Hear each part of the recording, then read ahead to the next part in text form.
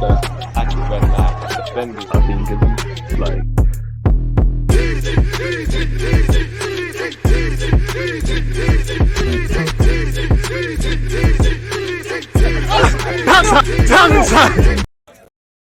People deluded, I'm back again. Come on, Ian, man. Come on. Thank you very much for that, Ian. Right, people, deluded. I'm back again. Appreciative to all of you lot who were tuned in. Now, last night, obviously, I've caught up with the game because it wasn't televised. We were attempting to watch it off someone's dodgy Wi-Fi. Shout out to them at the stadium. But yeah, I've caught up with the Arsenal versus Brighton game. It was a 4-goal thriller. Obviously, we were on the losing side. We go out of the cup now.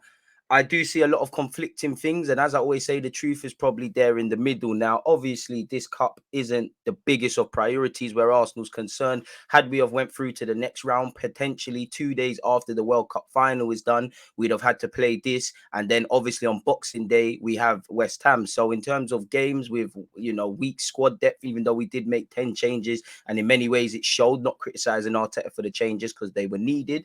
We're out of the cup in it now. If we play like that in the FA Cup, if we play like that on Saturday against Wolves, if we play like that against Brighton, home or away, there'll be bigger question marks. So I do hear what everybody is saying about, obviously, it's not the biggest of priorities. We're out the cup. There's less games. There's less of a strain on squad depth, and it's not the biggest of priorities. And I do agree with certain people saying it's a cup. This is a team that, although they've won the English Super Cup, Community Shield, and they have a couple of them have been here when we won the FA Cup. This is an elementary side. So you saw what it did for City. Anytime you can win a trophy, it's always good and things like that. And I'm in the middle. As I said, I agree with both sides. I would have loved to have gone through to the next round, regardless of the fixture congestion. I would have loved to have potentially gone to the final, obviously scumbagging some more cup competitions and things like that, but it weren't meant to be.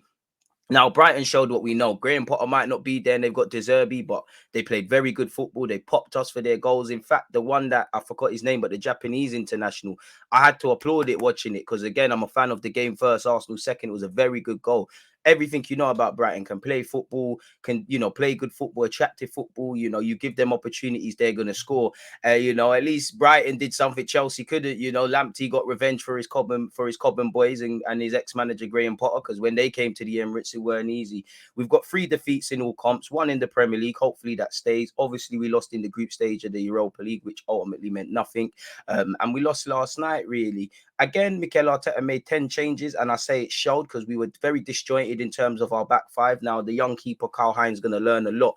Mistakes happen, and the best way to learn isn't necessarily always on the training ground. He did slip for the first goal, but ultimately he's conceded that. I think he could have done better for all of the goals, if I'm honest. But then again, pardon me, in his defense, the goalkeepers are our last line of defense, and for me, our back five was very disjointed. Saliba had a good game, Tierney as well, in my opinion. Cedric Suarez not aware of runners, Holding at times, and Holding did it well to get our Eddie Nketiah goal, but stepping out and trying to win the ball, we're very disjointed. There was a lack of communication, and we're getting cut in 2-3 passes. I do think Saliba, El Nene, who are more first teamers, had good games. Reece Nelson had a good game. Eddie Nketiah on another day could have scored a couple in the first half, let alone the game, but it was a very good goal. It was Henry finally living up to the number 14A.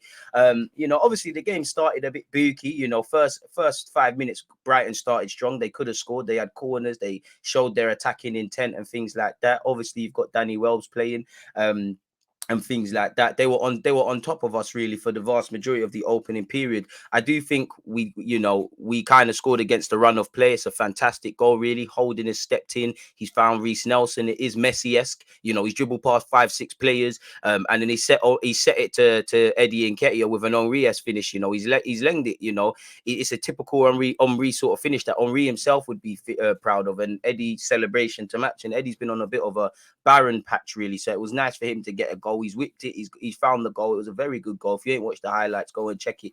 And it's a goal made in Hale End, which you always got time for as an Arsenal fan. So as I said, we took the goal. We got the goal against the run of play, in my opinion. And I do think we kind of somewhat settled. I don't think Lokonga had an effort in the second half, but I don't think Lokonga, Cedric looked like someone that ain't played this season. I don't think Fabio Vieira had the best of games. Lokonga looked out of his depth as well. But my main issues would be with the back five and the midfield. We had no authority in midfield in terms of keeping possession and dictating the tempo. Again, you know, it all looked like the defenders, rather than move like a collective, cohesive unit, everybody's just doing their own thing. As I said, some people are probably too tight, some people are too wide, some people are not looking over shoulders, and we've made 10 changes. You're going to see that sort of thing. The fluidity, the communication isn't going to quite be there, really and truly. I did think it looked like a fast-paced game from both sides to a slight degree. Brighton looked good whenever they went forward, really. They got the penalty. Again, before I ask questions of Karl Hein, it's a lovely pass from Brighton, but it's cut us open. Karl Hein has slipped and then ultimately got up and then took out Danny Welbeck. But I have to question his starting action. He didn't need to necessarily be where he is. And it's a good experience for the Estonian international, being capped 16 times by his country. Before an injury, I think he played 5 times for Reading. Our third choice keeper, you know, playing devil's advocate. Matt Turner's clearly not fit, but if he's fit enough to be on the bench, he's fit enough to start the game. Only because, God forbid, if something happened to Karl Hein early on, whether that's a sending off or whatever, Matt Turner's going to have to play. Shout out Matt Turner because he's been named in the America World Cup squad as well. So that's Matt Turner, Saliba, Partey, Xhaka, Tomiyasu, probably Bukayo Saka, Ramsdale, Jesus, obviously Martinelli, and we hope Ben White is part of the England travelling party. That's gonna be announced later today. But obviously at the time of making this vid, I'm not privy to any of that, people. So yeah, man, you know, as I said, holding nicked in front. Nelson did well, and Nketiah scored, you know, so you could say they've kind of taken their chances. And the main thing for me is El Nene's get some minutes in his belt, because we're gonna need him in some capacity in the Wolves game. Disappointed to be pegged back with the Brighton goal. After it looked like we looked a bit settled in the first half after we took the lead, people. And we was in trouble, really. I think there was a lot of communication issues. I think Marquinhos was a bit hot and cold. Sometimes him and Cedric not having their bearings. Same going on the left-hand side. I don't think Fabio Vieira or Lokonga asserted themselves to the necessary degree against Brighton, regardless of the cup. This is an opportunity to show Mikel Arteta what you can be on. I think we was losing the ball too cheaply at periods in the first half, and we're struggling to make 5-yard passes, really and truly. So in many ways, I think we're fortunate to go into half time at 1-1, really, because Brighton could have had more and things like that. But I do think we kind of ended the second half strongly, and I think ended the first half strongly, sorry. And I think the second half we started strong. You know, Lokonga's had an effort that went just wide. Eddie Nketiah's hit the post, if I can remember correctly. Reece Nelson had a header, and then after that, after good Lokonga's goal was via good play from Saliba, who had a very good game in that you know, barely a championship back four, really, back five commit, you know, with respect to Saliba and Tierney. Saliba had a good game, just doing what he needs to do, really. And him, Cedric and Fabio did well in the build up to the Lokonga effort I'm alluding to. Again, when Brighton made it 2-1, I can't lie, you know, it's a very good bit of play from them. We're disjointed. Holdings decided to step in. Cedric is alone to his own devices, and it's not just them. We've been popped from that left-hand side. Our right-hand side, it looks like there's issues every game. Nelson's doing his thing, but it looks like we're in trouble. Brighton have taken the lead, made it 2-1, and at that point we're in trouble, really and truly. They then got their third. It's a poor goal kick from Karl Hein. I think Webster's won the header, and you know, a team like Brighton, very possession-based, you know, muscle memory still from Graham Potter, and the new managers enhancing it. You can't give the ball away to a team like Brighton. You know, you give them the ball away, they will give them the ball. You give them the ball cheaply, and you give the ball away, you're going to be in issues. And we played with fire. We got burnt. It's a poor kick from him. And as I said, our back five and actually the midfield in front of them, it's all disjointed.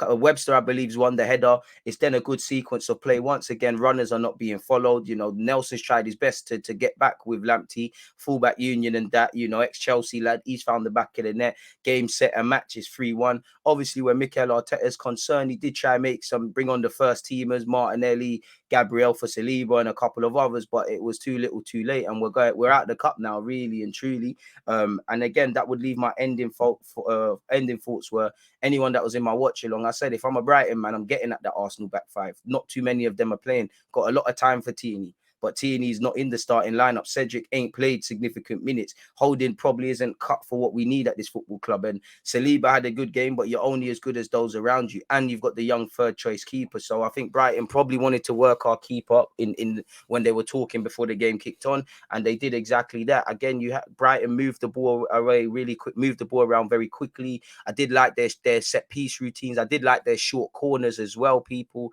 I mean, short goal kicks. Maybe on another day we could have had a penalty shout. Levi Cole hands all over Eddie Nketiah, but there is no VAR. Again, Brighton moved the ball slickly. I would say positives is El Nene looked good and he got some minutes. I think Reece Nelson, as much as you can say, taking chances, I think he got an assist and he could have had a goal and, you know, he did what he needed to do.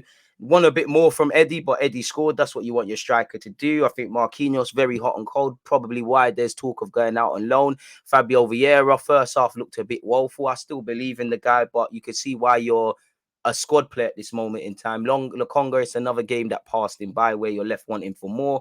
Saliba, I think, did well. I've already praised Nelson. And I think, again, it questions that we need more depth, really and truly, because I would have liked to go to the next round, but it weren't meant to be. It is our third defeat in all comps of the season, people. And again, you know, the L's, hopefully not against Wolves, but they're coming. It's never nice to lose, but would I have wanted to go through to the next round of the cup? Undoubtedly, yes, but I'll accept this really and truly, people, in that it came in this and not the Prem. Obviously, we had our loss in the Prem at Man United earlier in the season, got the Old Trafford fixture out of the way, and ultimately, to a degree, it meant nothing against PSV losing in the group. Again, when you lose and when you concede goals, you have to learn whether it's 10 changes or not, so there's something for Mikel Arteta to work with, but you can see the overriding factor is we need depth in it, or we're in problems, really.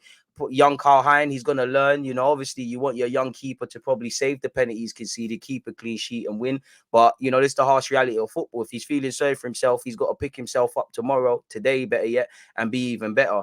I think, you know, again, I think a key difference is Brighton took their chances because we had enough to score some more goals, but we didn't exactly do that. And obviously, the way more organised team, the team that counter-attacked more dangerously, and Brighton were probably they were the better team over 90 minutes. I only think the only time I think we were better than them is the closing periods of the first half, and I would say the first 5 minutes or so of the second half. But obviously that doesn't matter because they've scored 3 goals. They went through to the next round of the cup. Hopefully, because they beat us, I want them to win it. And you know what? If there's ever, you know, a tonic for our defeat, it's just Chelsea and Spurs are out, really and truly. So it's not one less trophy for Spurs to win. Hopefully they go out the Champions League at the first round of knocking the FA Cup and the rest of it. But yeah, none of the 10 changes apart from Saliba took their opportunities beyond the obvious. As I said, I'd say Nelson, El Nene. I think Tini was okay as well. But again, we was very disjointed. And I think all the back five, including the keeper, have to ultimately take responsibility for the goals we conceded because it's never nice to concede those.